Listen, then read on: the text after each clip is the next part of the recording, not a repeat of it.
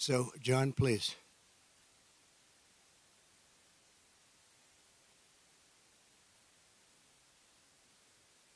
Well, I was only expecting to come speak with the president today, and he's gracious enough to invite me to speak to you all, which is an important moment for the city of Rancho Palos Verdes.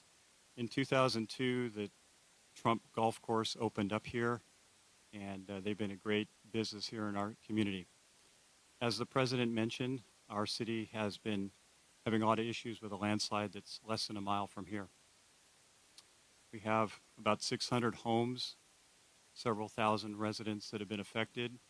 They've lost power, gas, and it's been moving at an unprecedented rate for the last couple of years because of the rain. We believe we can solve the problem, but we really need the assistance of the state of California and the federal government.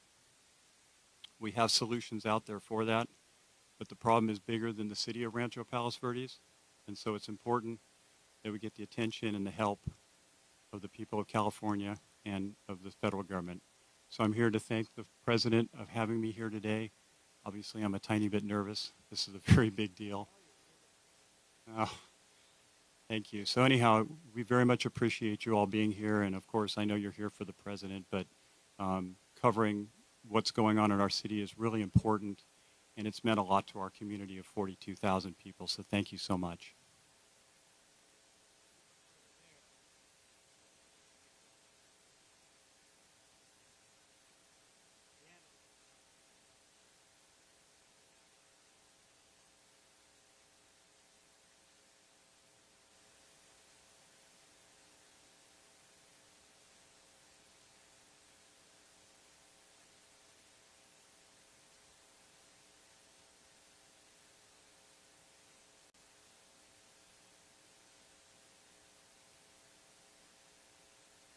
This is Trump National Los Angeles, and it's been a tremendous success for a long time. I guess Lily would be 18 or 19 years, I think, right?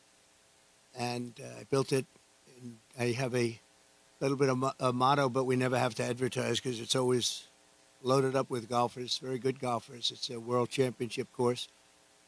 It fronts on the Pacific Ocean, as you can see. It actually fronts, very few courses front on the Pacific Ocean. There's Pebble Beach and there's some others, but I always say I have the ocean, Pebble Beach has the bay.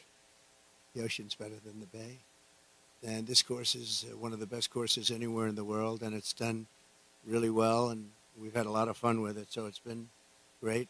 It's a major property, as you can imagine. We do also lots of weddings and lots of events, and in the ballroom right behind you.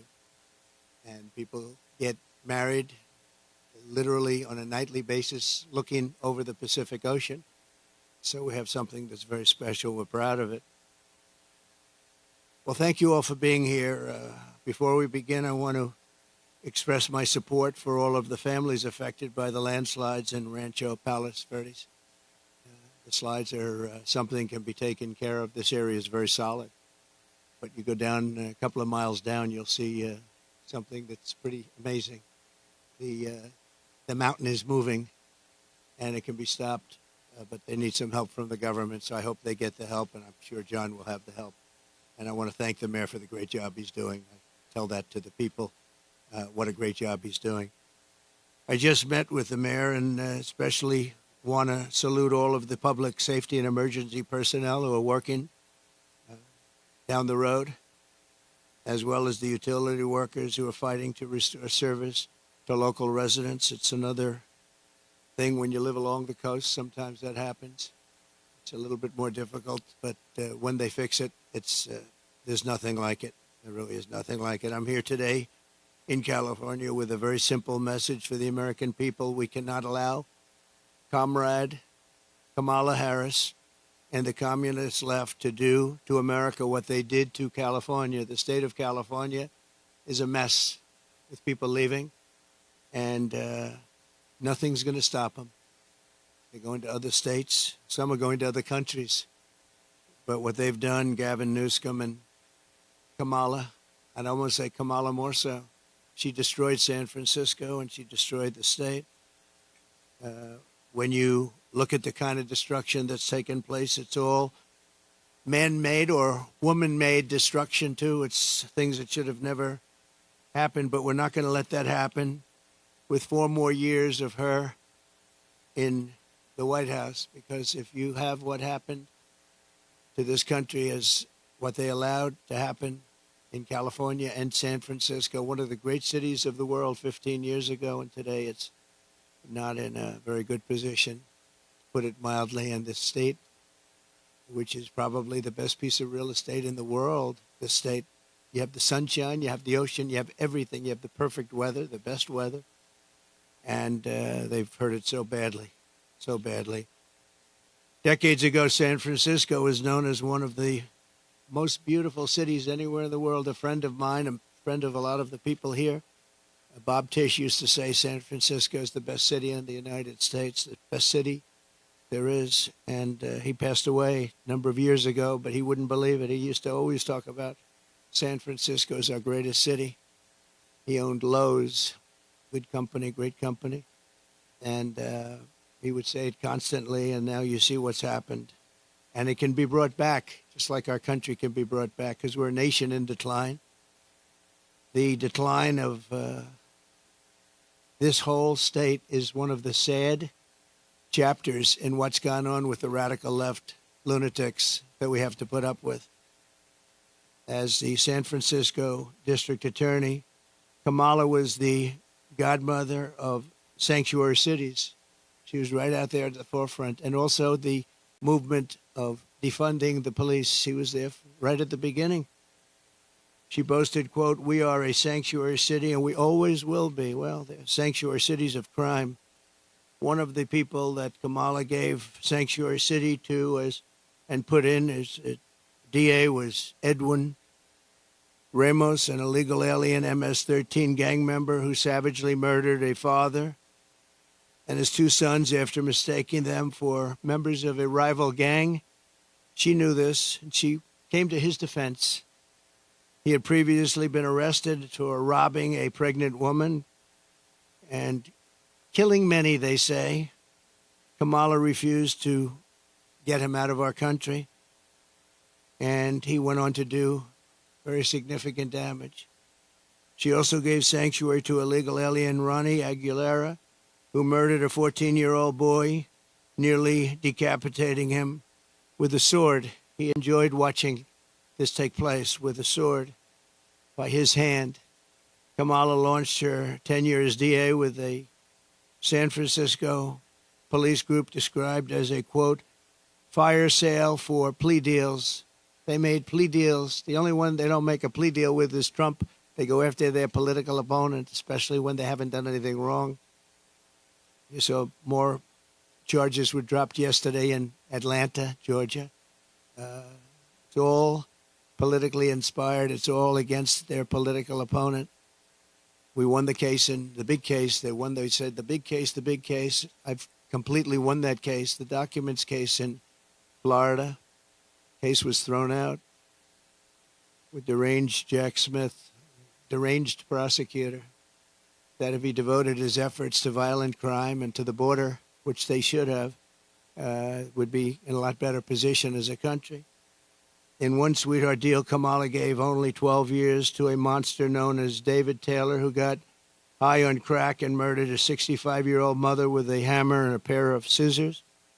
He wanted to come out, and she wanted to get him out as quickly as possible. In another plea deal, she gave only 6 years to a man who killed a disabled veteran with a knife and then left his body to rot in a bathtub. Kamala refused to seek the death penalty for a gang member who murdered San Francisco police officer Isaac Espinoza during a traffic stop, very innocent traffic stop. She didn't have the decency to call his family, never did, to explain her decision. Why would you do this? Why would you give such leniency to somebody that just killed the police officer, but her son? This was a major reason why the San Francisco Police Officers Association has refused to endorse her in every single race since she became district attorney. The police don't endorse her. She's got virtually no endorsements now, but I have almost every police group in the United States. We just got the endorsement of almost 400,000 police. You saw that the other day, the Fraternal Order, and it's the largest police group in the country. But we have the endorsement of every sheriff, just about every single police group in the United States, and unadulterated. They are so happy to endorse. After Kamala Harris and Gavin Newsom took charge of San Francisco, homelessness increased by over 200%. While Comrade Kamala Harris was Attorney General of this state, murders rose significantly. Car thefts went through the roof. Gun assaults rose at levels never seen before. And forcible rape went up by much more than the 73% that they reported. As Attorney General, she defined child sex trafficking, assault with a deadly weapon, and rape of an unconscious person as nonviolent crimes. She put them in a new category as nonviolent. Now, as vice president, she's facilitated the largest wave of sex trafficking and human trafficking in history, the history of our country by far. And in case you don't want to write about it, but you should, because there can be no bigger scandal than this, we have, under this administration, 325,000 migrant children are missing. 325,000. In other words, take your biggest stadium in California and you could fill it up 5 or 6 times. Those are all missing children. Many of them are dead. Many of them are sex slaves and slaves of different nature. But her destruction of the law and order in California did not end there. In 2020, Kamala Harris proudly endorsed defund the police. We're going to defund the police. Anybody that was even in favor of defunding the police for 1 month, let alone her entire career, should never be president of the United States. She supported a plan to cut the LA Police Department by at least $150 million and ideally more. This is when your crime in LA was reaching very significant heights. Today, it's at the highest level it's ever been. Harris also endorsed the Marxist, Soros-backed prosecutor, George Gascon, to be district attorney of Los Angeles. And with Kamala's support, Gascon has unleashed hell upon the residents of Los Angeles, absolute hell. Kamala supported Gascon's decision to stop prosecuting criminals for trespassing, disturbing the peace, making criminal threats, loitering to commit prostitution, and resisting arrest. And these are some of the best areas in your state. They were left alone. They were protected by him, actually protected by him. They've been trying to get him out for a long time, but she helped. And this is where she's coming from as president. This is where she's coming from. This is why all of her policies changed. She was anti-fracking. She was anti-everything. And all of a sudden, she changed. Even the first question she was given at the debate gave one of the dumbest answers. They were asking about pricing and would you be better off today or 4 years ago? Prices have gone up at numbers that nobody's ever seen before. And just the concept of being better off, she didn't give the answer. She talked about when she grew up, nobody knew what the hell she was talking about. And based on the polls, it didn't work because Rasmussen, as you probably saw, just came out and they just lifted me up by 6 points for president, which is one of the biggest increases they've ever had in one little short period of time of a couple of days, up 6 points. And I thought the debate was great. I thought I did very well, but I was fighting 3 people. I was fighting the crazy left radical lunatics at ABC, I think considered the worst broadcaster out there. George Slobodanopoulos, that whole group, they're bad. And I lost a lot of respect for David Muir. He came at me with things, and we'll go over it in a second, but I was right about the crime stats going way up. The fact is the FBI didn't report them, and we're able to keep the stats essentially flat. But the new numbers came in. I guess somebody in government likes me because the new numbers were just released, and you'll see the kind of numbers that we're talking about. Went not only up, but up at record levels like nobody's seen before when everything was included. And thanks to Kamala, since 2020, crime and drug overdose deaths here have skyrocketed by 40, 50, and 60%, and murder has reached an all-time high. We don't want this for our country. That's why I'm doing this. I don't like doing this, other than I know you all have the nicest view you're going to ever have. But somebody's got to explain this one. This is a radical left, Marxist, communist, fascist. As border czar, she then launched a colossal invasion of California's southern border. Just yesterday, the Wall Street Journal reported that a Venezuelan gang is expanding its deadly reach in the United States. First sentence of the story begins, U.S. law enforcement officials have watched with alarm the spread of a Venezuelan gang known for dismembering people. Dismembering people, right? Dismembering people. From Chile to Colombia, they're all over the place. Now they're in our country. They're known as MS-13. They're considered the meanest, toughest gang in the world. In Long Island, not so long ago, two young 16-year-old girls were walking to school, and they carved them up with a knife. They killed both of them. They carved them up with a knife. They didn't want to shoot them. And we got them out. I got them out so fast, and we did a big number. And I wanted to thank ICE while I'm at it, because ICE has been unbelievable. Border Patrol has been unbelievable. And she wants to get rid of ICE. She wants to dismember ICE. She wants to take them out. And if you didn't have ICE, you'd have a problem in this country. ICE would go in. I remember in Long Island with us, they had a gang that was brutal, MS-13 gang. They came out of prisons from different places. And they formed, for whatever reason, Long Island seems to be a place. And I'll never forget the scene of ICE going into a rat's nest, they call them, when you have a lot of them together, rat's nest. And they walked into that nest, and you just saw arms and fists and feet. Everybody was flying. And 3 minutes later, he saw it. 3 minutes later, they walked out with these guys, dragging them out by their feet and throwing them into paddy wagons and bringing them into jails. And then we got them out of the country and moved them back to where they came from, which Obama was unable to do when he was president. Obama was unable to do because the countries wouldn't participate. They wouldn't allow them back. But I called those countries, three of them. Guatemala, take a look. Mexico, too, to a large extent. And I think probably the worst of all, we had four countries. Colombia was rough. We had four in South America. But the South America is no longer the problem. We have bigger problems elsewhere. Guatemala, a lot of problems in Guatemala. A lot of bad people coming out. We called, I said, let me speak to the president. I told him, you're not getting any more foreign aid. I got $750 million a year. I said, no more foreign aid. Why? Because you send people over in caravans and you won't take them back, and they're criminals, and we don't want them in this country. And you wouldn't take them back with Obama.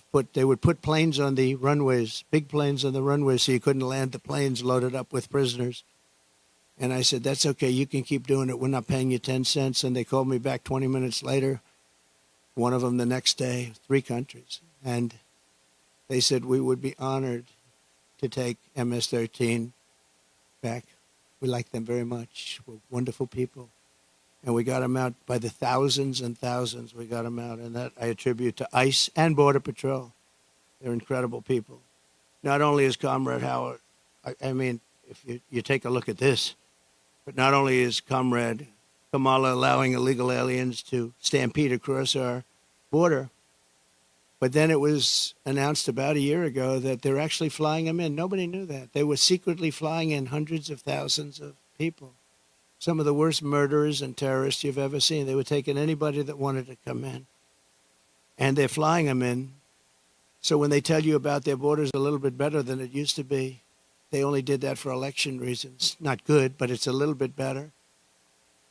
But they don't tell you that the flights are still coming in here, bringing in thousands and thousands of illegal aliens, and they're being dropped into the midsection of our country. because all states are really border states right now. And I'm the border president. I solved it in 2016, probably got elected because of that in 2016.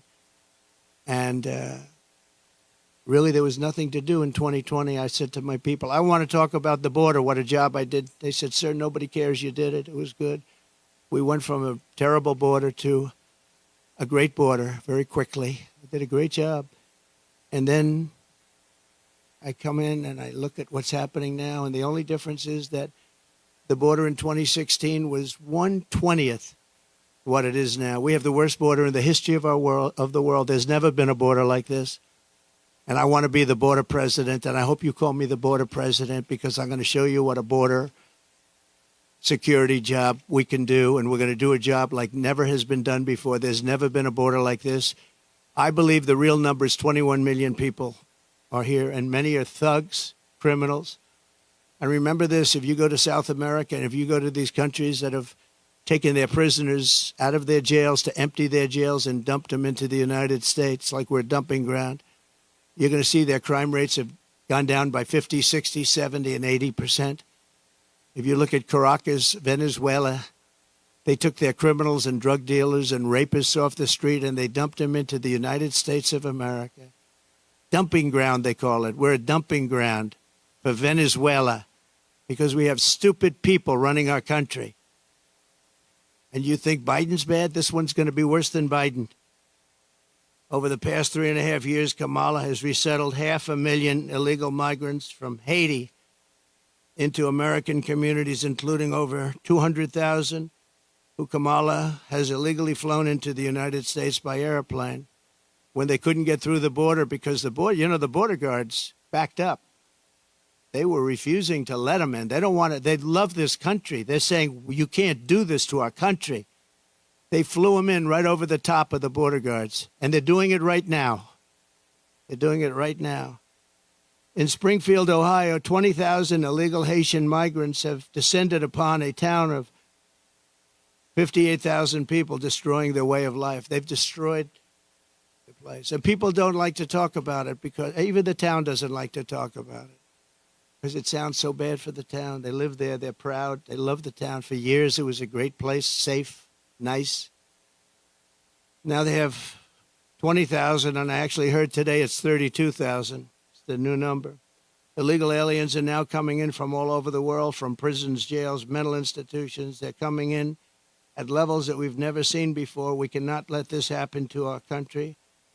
And I will be your border president, and I hope you call me a border president. I never thought I'd have to say that again because we fixed the border, and now it was 100% beautiful. And that includes fentanyl and drugs and everything else. We had it fixed, and now nobody's ever seen anything like it. And I guess they want to do it because we built hundreds of miles of wall, and we had hundreds of miles, I said, after we completed, much more than I said I was going to complete. And it had a huge impact. But after I completed it, we had all of this wall to be put up. It could have been put up in 200 miles, could have been put up in 3 weeks, would have been totally sealed, and much larger than I originally said, but it worked so well. We were doing so well. And not only didn't they put it up, they sold much of it for 5 cents on the dollar. Very expensive wall, has wires inside of it for technology. Hardened steel, hardened concrete, and rebar. They wanted all three. I did it as per the Border Patrol. I disagreed with the look. They said, sir, this is the only way. We had to put a anti-climb panel on top. The panel on top is an anti-climb panel. I said, I don't like the way it looks. They say, I know, but it stops people from climbing. I said, all right, we'll do it the way you want. A president has a duty to keep you safe. Kamala will turn America into a poor, violent, third world refugee camp. It already sort of is. We have elections that are a mess, and we have a border that's the worst of any border ever in the world. There's never been a country ever in the world that's allowed 21 million people to come across in a short period of time. And children and the children of American citizens are at the mercy of barbaric criminals. You take a look at what's happening in Colorado. The governor's afraid to even talk about it. The governor is a Democrat. Colorado, I hope you're going to vote for Trump because you're being stampeded by your own politicians. The governor can't talk about it because he can't go against the policies of these lunatics that want all these people to come into our country without knowing who they are. We don't even know where they come from. As of last week, I was told by Tom Homan, we had 168 countries represented over the last 12 months. In other words, people came in illegally from 168 different countries. Most people don't know there's that many countries. There's more than that in the world. We'll know them all pretty soon, I'm sure. In breaking news yesterday, the premier statistical agency at the Justice Department, you remember where David Muir tried to correct me when I said that crime is rampant like never before. He said, oh, no. He said, crime is going down. He said, where are you coming from? And, you know, you wouldn't have to need a Bureau of Justice statistics to know that crime is worse than it's ever been. And I guess they probably watched the debate and they heard this foolish man, this foolish fool, make that statement to me that, no, crime is coming down. The FBI said it was coming down. The FBI defrauded everybody because what they did is they used statistics not including some of the worst areas and some of the worst cities. So the real numbers are from the Bureau of Justice Statistics, and they just released it. So I think they probably like me because they wanted to defend me from people that are not smart, from a guy who has good hair but not as good as it was 5 years ago, to be honest. And they just released brand new numbers, just out last night, late, showing that since 2020, so this guy, David Muir, was correcting me, the FBI. Now, the FBI defrauded, just like they defrauded on the jobs, 118,000 jobs that didn't exist. The FBI, in this case, defrauded. So violent crime, just out, nationwide is up 40%. Rape is up 42%. Car theft is up 42%. Aggravated assaults are up 55%. And violent attacks on strangers are up much more than 61%. So those are your numbers. See, those are the numbers. Now, I think he corrected me 11 times. Of the 11 times, I don't think he had the right to correct me at all. Didn't correct her once. Like on Project 2025, I have no idea about, it had nothing to do with me. He didn't correct her. He knew that. Charlottesville, nothing was done wrong. All you had to do is read my statement, one more sentence, and you would have seen that. Sean Hannity, Laura Ingraham, Jesse, all of them, Greg Gutfeld, they all took that and they corrected it many times, but they keep coming with the same lies. I'm going to save Social Security, and I'm going to make it good, and we're not going to raise the age, just as I did for 4 years when many Democrats wanted me to do something about it.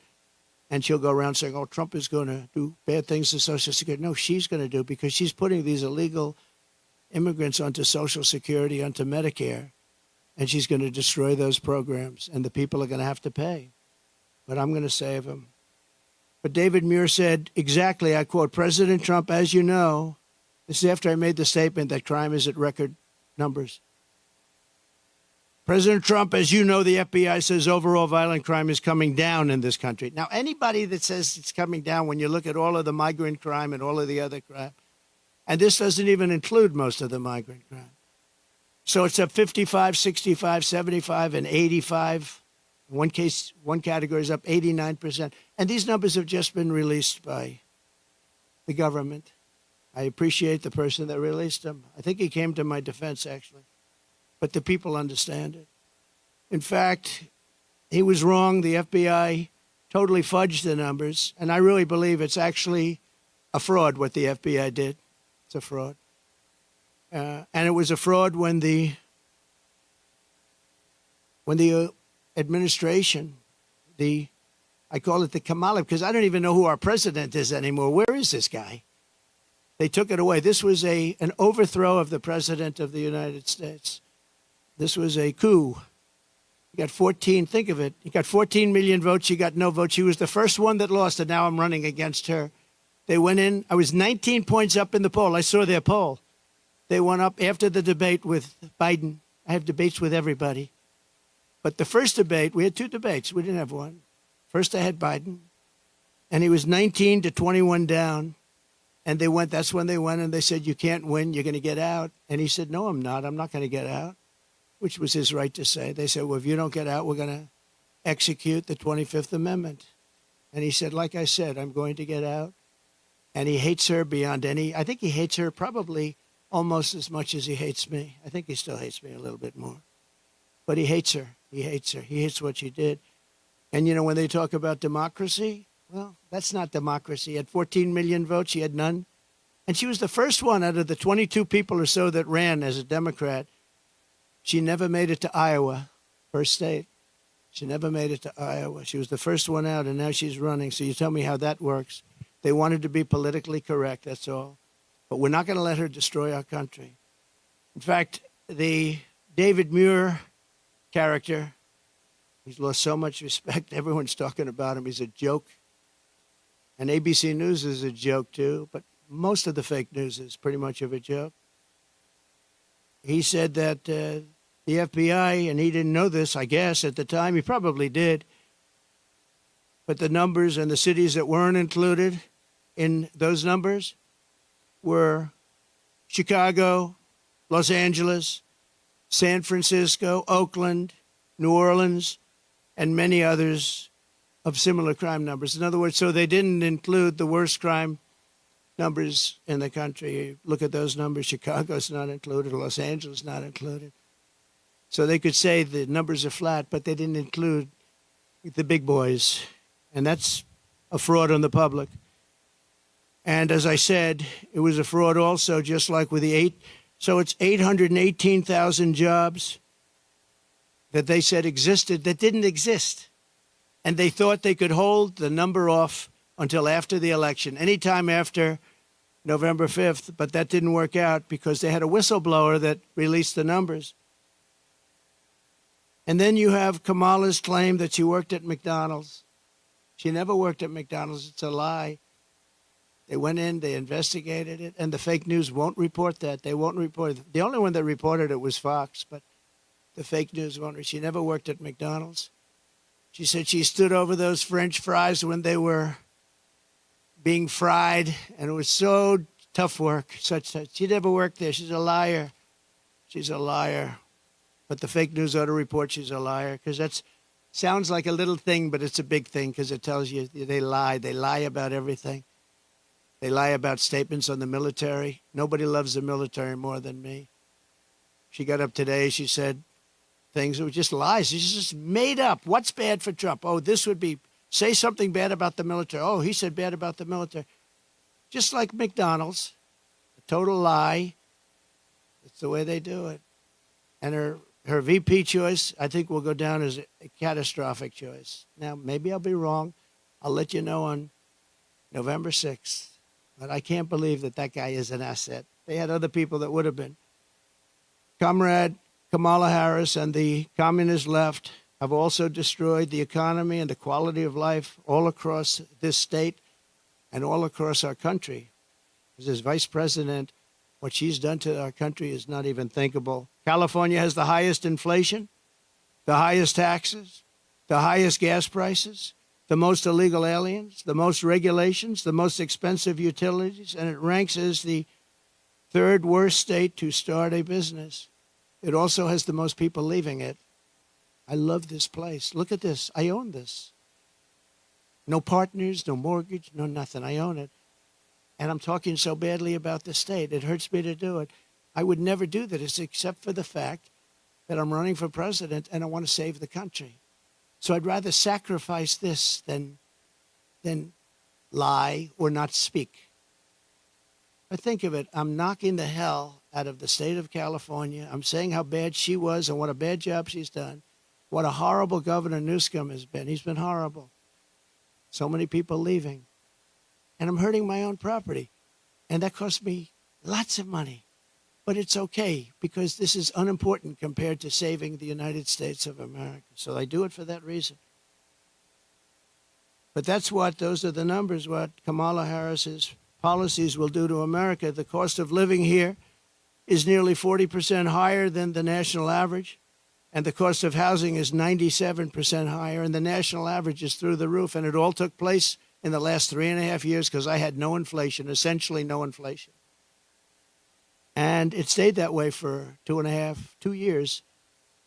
So it wasn't like, oh, gee, it was ready to pop. No, we had it done. We had it down to a science. We had no inflation, 1.4%, which is perfect. That's better than no. That's a perfect number. If you go to the economists, they said, because you want a little bit, but you don't want much. It's a perfect number. It was perfect. The country was perfect. We were drilling. We were taking it out. Now we're buying our oil from Venezuela. It's not even believed. It's interesting. They give him billions of dollars now, Maduro, the dictator. I call him the owner of Venezuela. They give him billions and billions of dollars, but then they foreclose on his plane. They take away an old junky plane. It's not a good plane. They take away an old junky plane. And I said, well, it's okay. He'll buy a much better one. We give him, think of it, a country takes away his airplane, but pays him billions of dollars for their oil, which is the worst oil on the planet. It's tar.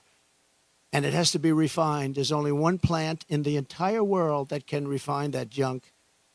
And you know where it's located? In Houston, Texas, for the environmentalists. So Houston, Texas is refining tar, and that stuff is going up into the air. It's the only place in the whole world that can refine that very bad stuff. The state is rapidly going busted with a record $68 billion budget deficit last year, $68 billion deficit for a state. And the government is so incompetent that it costs $1.7 million to install a single public toilet in San Francisco.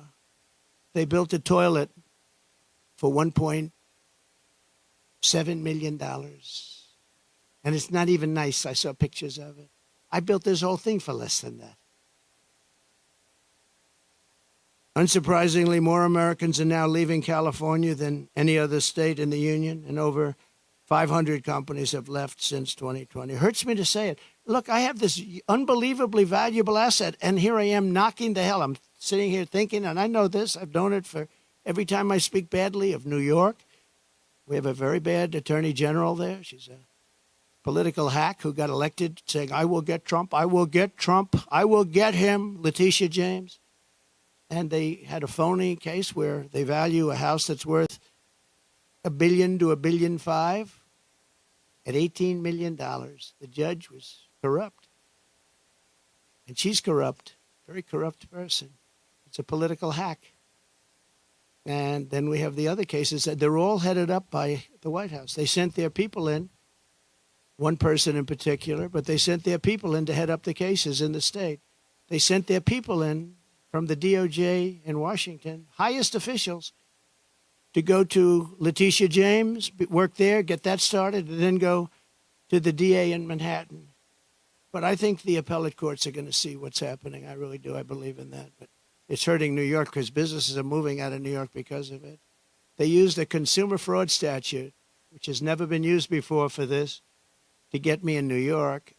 And I had no jury. You can't have a jury. You're not entitled to a jury. Nobody's ever seen anything like it.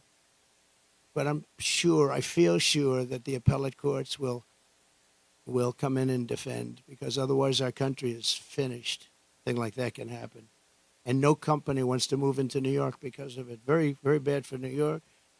In the face of this crisis, the Kamala Harris Democrats in Sacramento, they're in Sacramento and all over the place, just passed a bill that I think the governor's rejecting. I hope he rejects, but I think he was given a lot of pressure. $150,000 home loans for only illegal aliens. But the fact that it even passed, I would imagine he'd reject it if he hasn't already done so. They also passed a law that allows state authorities to take children from their parents if they don't, quote, affirm their child's gender identity. When Kamala Harris said the values that she has have never changed, I really think that was probably the only true statement that she made. They've stayed true, and you look at what they are. They're the same as what they were 5 years ago, 10 years ago. They want to confiscate your guns. They want to take your guns away. They're going to take your guns away if I'm not elected. Anybody that owns a gun, if you vote for them, you're crazy. Any Jewish person that votes for Kamala is crazy. She wouldn't go to see the Prime Minister of Israel in Congress. Think of that, because she had a sorority party, which she considered to be more important. It's a big deal when a Prime Minister comes to Congress and speaks, and she doesn't want to go because she's at a sorority party. But that wasn't really the reason. The really reason is that she hates Israel. And I say that Israel will not exist in 2 years from now if she's elected president. And she'll be very happy if that happened. Israel will not mark me down. You know, they have a hat, and I didn't put it. They say, you know, Trump was right about everything. I've been right about everything. So I end on that, and I just want to say that I'm going to hopefully be elected. Polls have gone way up since the debate. I'm going to be reelected and come in for a second time. We did, as I said, much better the second time than we did the first, but some bad things happened. But we're doing it now, and more importantly, I'm looking to the future. We're going to make our country bigger, better, greater than ever before. We're going to turn it around. We're going to get rid of the criminals that have been allowed to come into our country and prey upon our citizens, their children. We're going to get them out. And it's an honor that you're here. If you'd like to take some questions. No?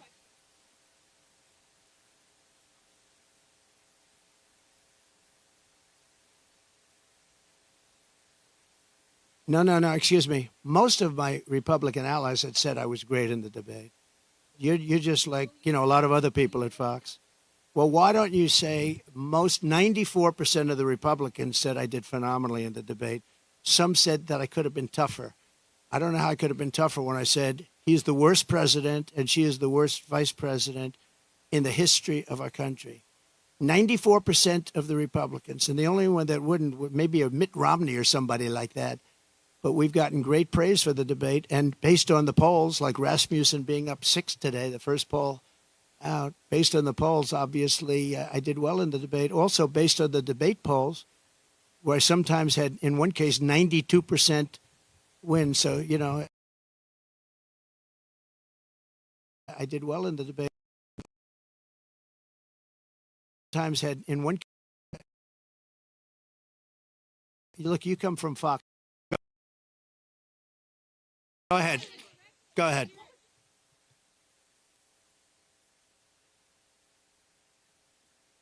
Well, I don't know what they would say. Laura's been a supporter of mine, just like a lot of people are supporters, and she's been a supporter of mine.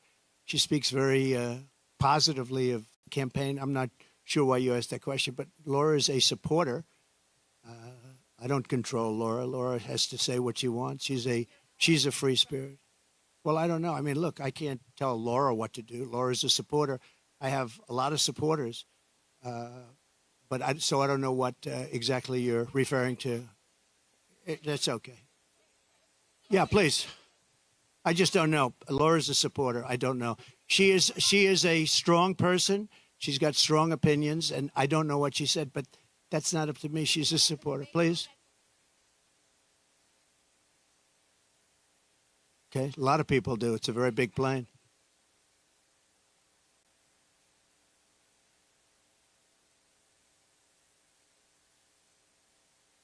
Well, I have to see what the remarks are. You're telling me for the first time we're here discussing the destruction of San Francisco and California by a person that's running for president. So I don't even know what you're talking about. I do know that she may have said something based on what you're telling me, but I don't know what she said. But I'll go take a look and I'll put out a statement later on. But I really don't know. Please. Yes. Well, we could, and maybe we'll do that. Where are you from? That's good. Very good. They're doing a very good job. Yeah, that's very good. No, I will, maybe Springfield, maybe Aurora, maybe both. We'll go there. I can say this, we will do large deportations from Springfield, Ohio. Large deportations. We're going to get these people out. We're bringing them back to Venezuela. You know, he told Biden he's not accepting anybody back. They moved all their criminals. Not all of them, but the rest are moving in now. They emptied their jails in Venezuela, emptied their criminals, emptied the nests. They call them nests of bad people. They're all now in the United States, and they're now taking over cities. It's like an invasion from within. we're going to have the largest deportation in the history of our country, and we're going to start with Springfield and Aurora. Okay?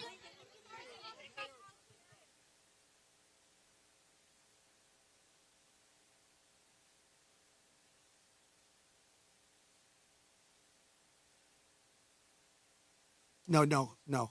The real threat is what's happening at our border, because you have thousands of people being killed by illegal migrants coming in and also dying. You have women dying as they come up. They're coming up in large groups. We call it a caravan. I think I came up with that name, but it's really what it is. 10,000, 15,000, 20,000 people. And you have large numbers of women being killed in those caravans coming up to this country. And then when they get here, they can go into the country and they end up being sex slaves and everything else. Those are your real problems, not the problem that you're talking about. Yeah, okay.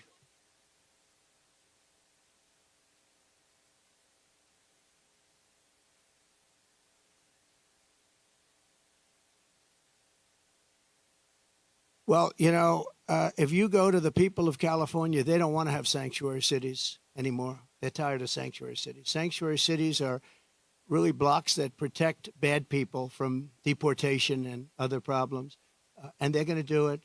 And our federal government has tremendous power. But we're not going to let states, even like California, even though I know it's largely a sanctuary state, essentially, but we're not going to let that happen to the people of California. They want these people out. They're just as scared as everybody else. The people of Ohio are scared. The people of Colorado, you have a governor there who's very weak. He doesn't know what to do. And he doesn't want to talk about it. A lot of it, as per your question, they don't want to talk about what's happening. They say it's so bad for the city. Let's not go public. Let's live with it for a little while. Maybe it'll go away. It's not going to go away. It's going to get worse. It's going to get so bad. You know what we're experiencing now is they're just getting settled in. There's 21 million people that have come in. They're just getting settled in. It's going to get much worse. It's going to get worse at a level like nobody's ever seen before. Go ahead.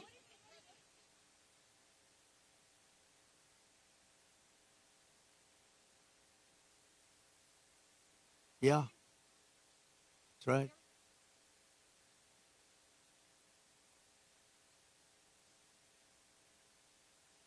By lowering taxes and regulations. And what they're doing is they're seeing that every time it looks like Kamala's doing well, companies want to leave. Stock markets go down. The stock market, there's a great gentleman, Scott Bessent, who is one of the top Wall Street people. He said the market's only up because they all think that Trump is going to get elected. We had a great stock market. Even with COVID, we ended up handing over a market that was higher than previous to COVID or the China virus coming in. No, we are going to make sure that the taxes are going to stay where they are and or come down, ideally come down, both for the middle class and for corporations, because corporations put the people to work. We had the best numbers in the history of our country, by far, not even close. And there are companies leaving because they cannot stand what's happening right now to our country. And one of the reasons I'm doing this today is to let them know you're not going to have to leave because we're going to take care of the problem. They have a tremendous crime problem. Like if you're in Los Angeles, look at the crime numbers. And then you have the FBI lying about the numbers, saying the numbers went down. But anybody with common sense know the numbers are through the roof. I didn't know they were as high as they are. But think of it. How good is a person from a government agency that would release the numbers when they saw that I was unfairly targeted by ABC, and you could say by the FBI with false numbers. So, I mean, I have great respect. I have to find out who that person is or who that group is, but I have great respect. Go ahead, one more. You okay?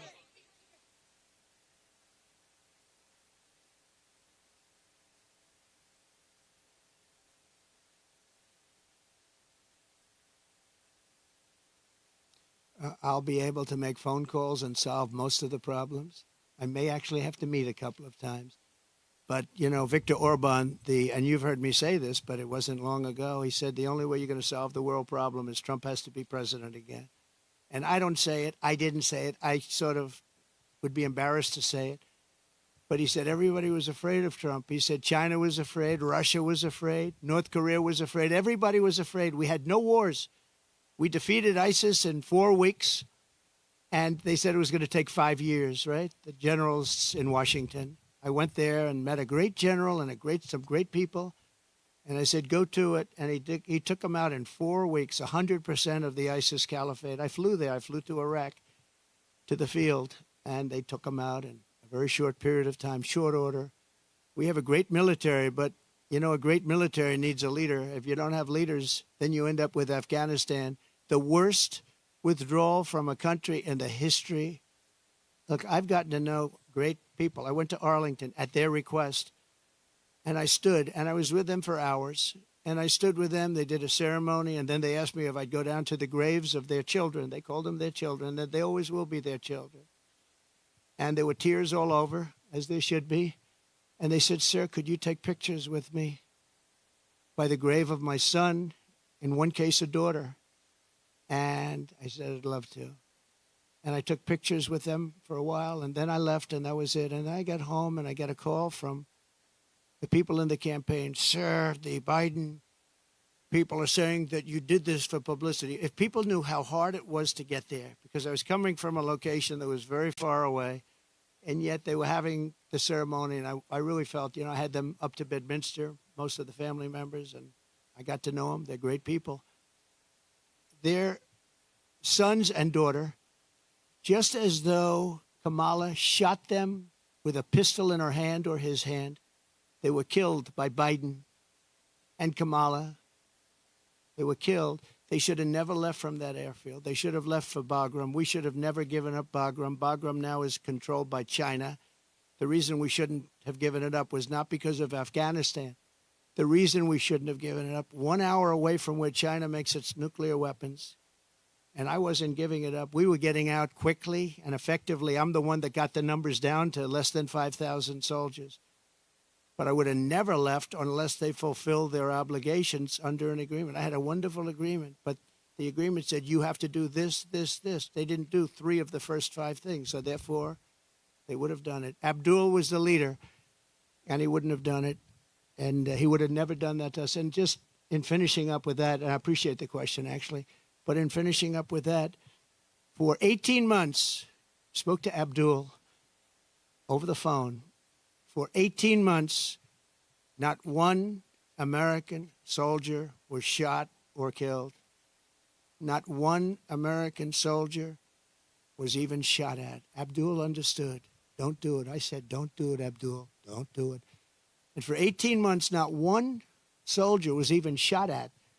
And that's the way it's supposed to be, right? And then they had that horrible situation with the 13 dead, leaving billions of dollars of equipment behind. And leaving a lot of Americans behind, a lot of Americans. And you know what else? Leaving a lot of soldiers badly wounded. Nobody ever talks about them, but I do.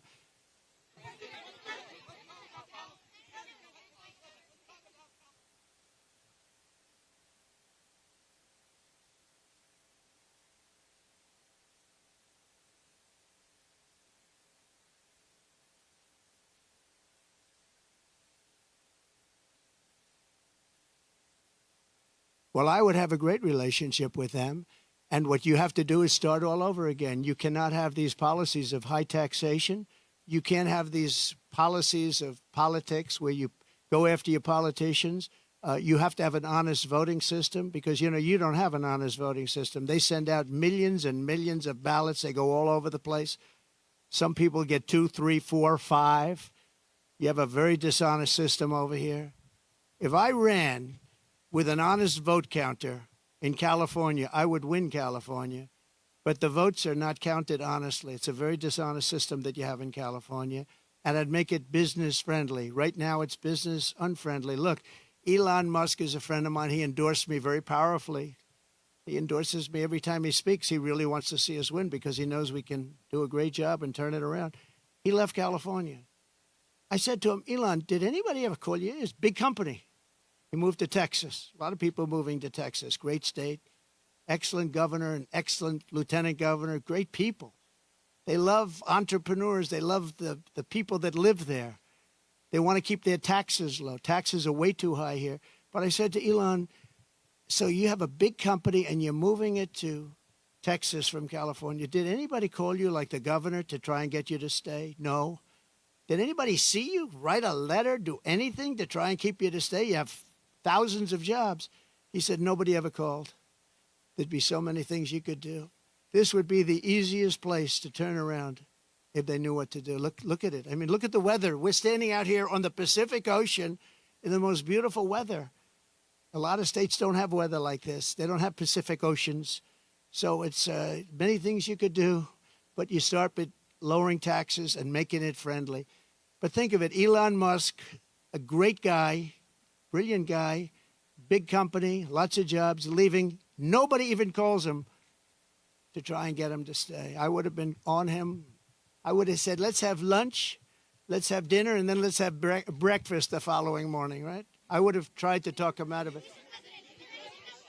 Yeah, go ahead, please.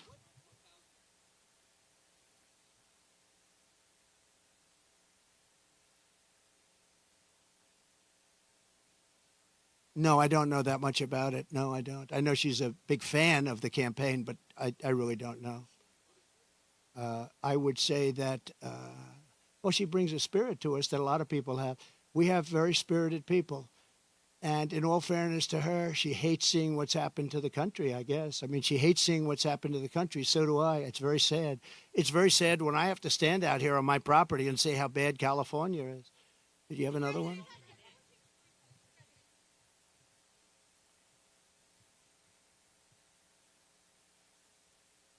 They are.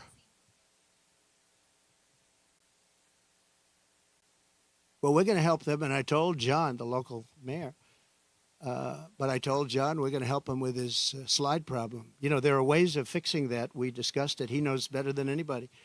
And he needs help from the federal government. He needs help from the state government. And it's a very wealthy area. But you also have people living here that are elderly and have fixed incomes and have houses that are going to be, you know, shoved into the Pacific Ocean if something's not done. And he wants it taken care of. He's a great mayor. He wants it taken care of. He wants nothing for himself. He just wants to help these people. And John, I think you said you have about 600 houses on the site that's sliding.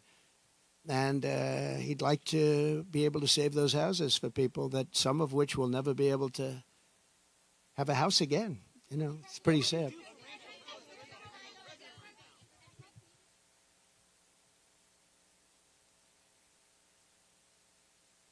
No, I'm not selling. No, I love it. I mean, I use it as a method of getting out my word.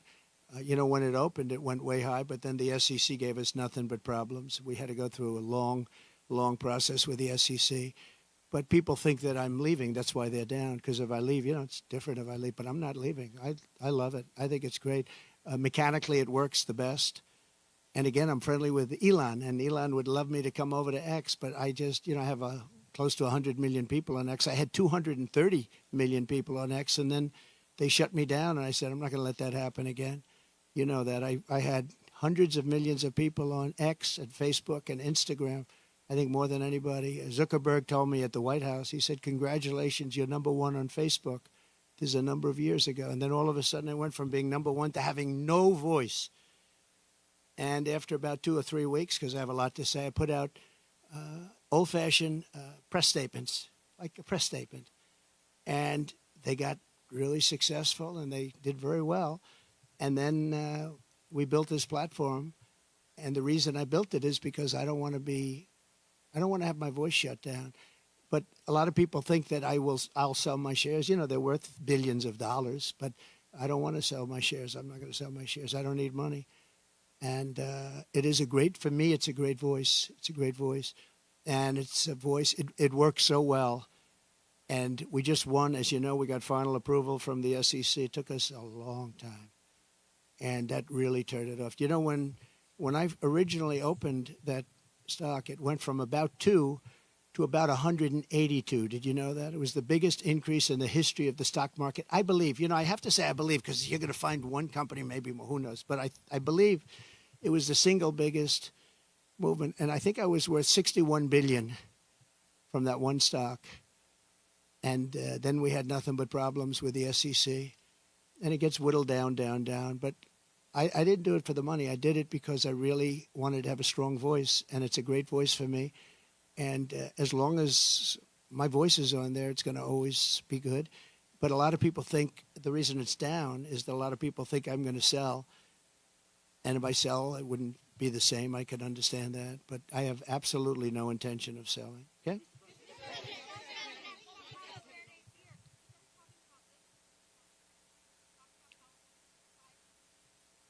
I agree. I agree.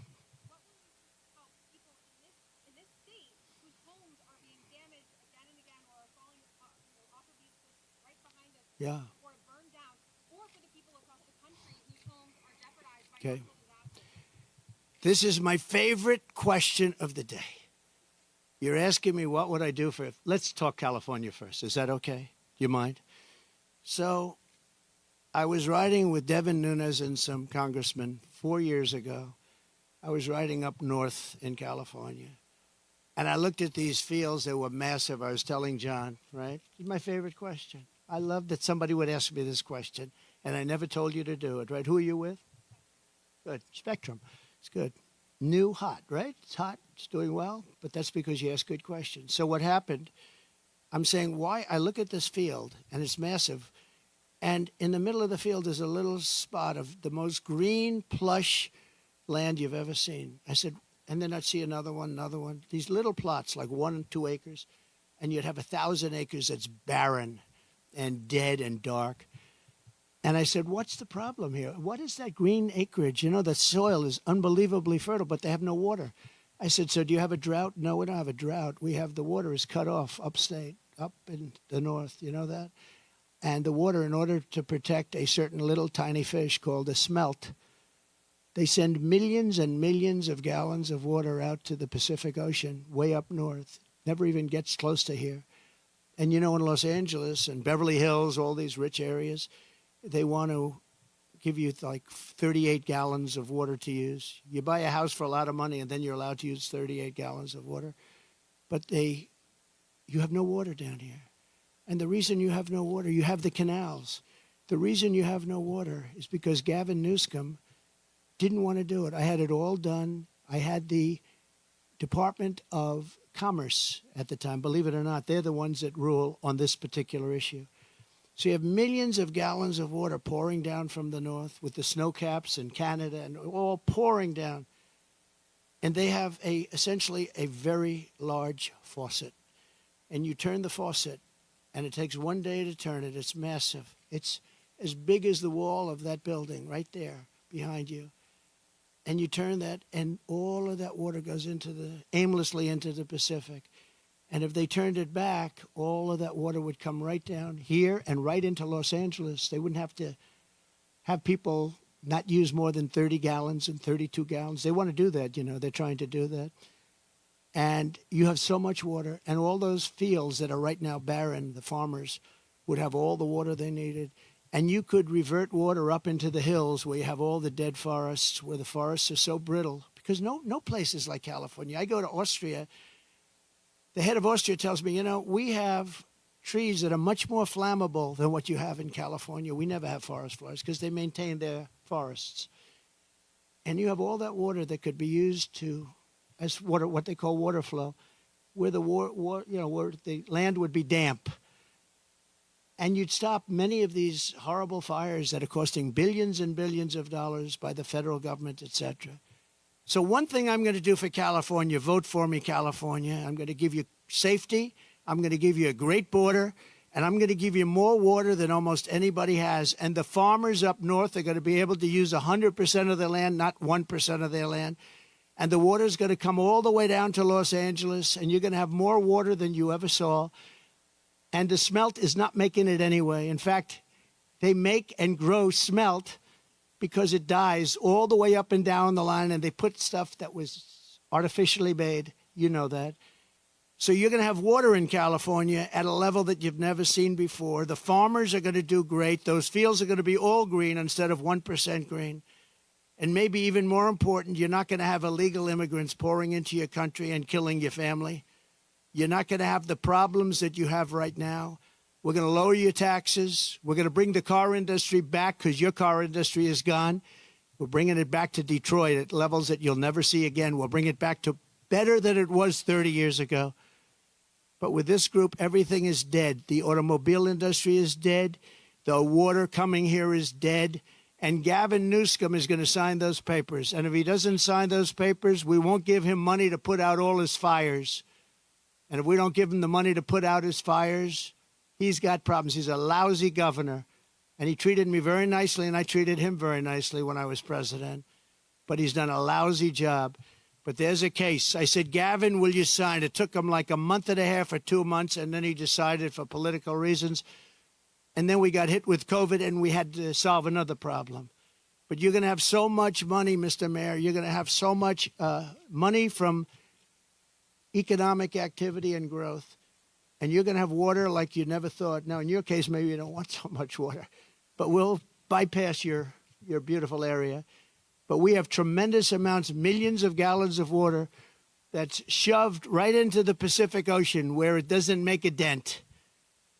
And all of that water is going to take care of California. And nobody can make a bigger promise than that. You're not going to have to do desalination plants, which a lot of people want to do. Very expensive to do, but it's better than the alternative of no water. So California, vote for Trump. And you're going to have water, and you're going to have growth, and you're going to have prosperity. And all those people that are leaving are going to really come back. Thank you very much. Thank you.